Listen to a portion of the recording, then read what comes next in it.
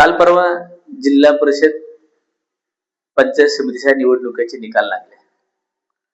आपला नेता विजयी झाला म्हणून कार्यकर्त्यांनी जल्लोष केला, गुलाल उधळला. अक्षरशः नेता डोक्यावर घेऊन लोक नाचले. परंतु त्या कार्यकर्त्याच्या भावना, त्याच्या कुटुंबाच्या भावना काय आहेत हे मी माझ्या कवितेमध्ये मांडलेलं आहे. माझ्या कवितेचे शीर्षक आहे 12 भोकाची बन्यान. गुलालानं भरलेली 12 भोकाची बन्यान धुताना आई गण्याला म्हणाली, साहेब तुझा निवडून आला हे बाकी झाक झालं, तुझ्या सगट कार्यकर्त्यांचे लय झाल तेरे हाल.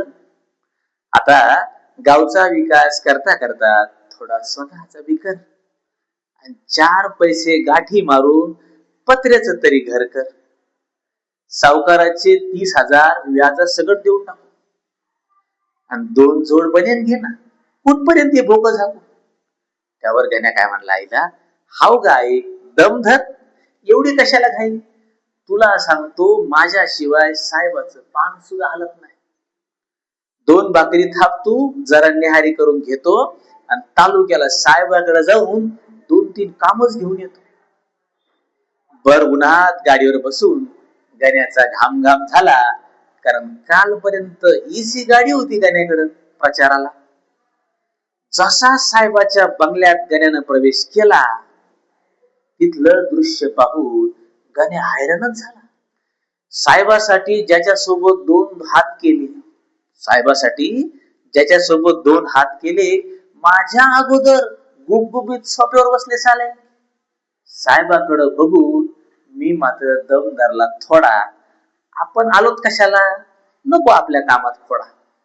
मालकीन बाईनं गरमागरम चहा आणला करून, कसल्या तरी गोल बिस्किटाचा थर होता वरून.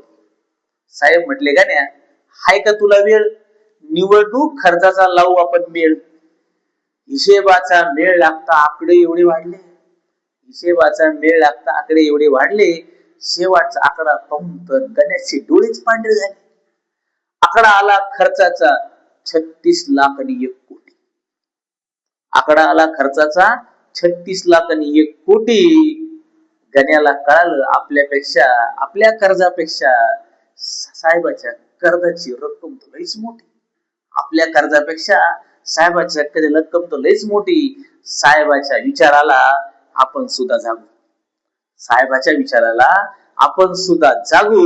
आणि कोणत्या तोंडानं साहेबाकडे मी आता काम मागू, आणि कोणत्या तोंडानं साहेबाकडे मी आता काम मागू. घरी जाऊन आता मला आईची समजूत काढावी लागल, घरी जाऊन आता मला आईची समजूत काढावी लागल. आणि बायको आणि पोरा सोराला रोजंदारीवर धाडावं लागेल, बायको आणि पोरा सोराला रोजंदारीवर धाडावं लागेल.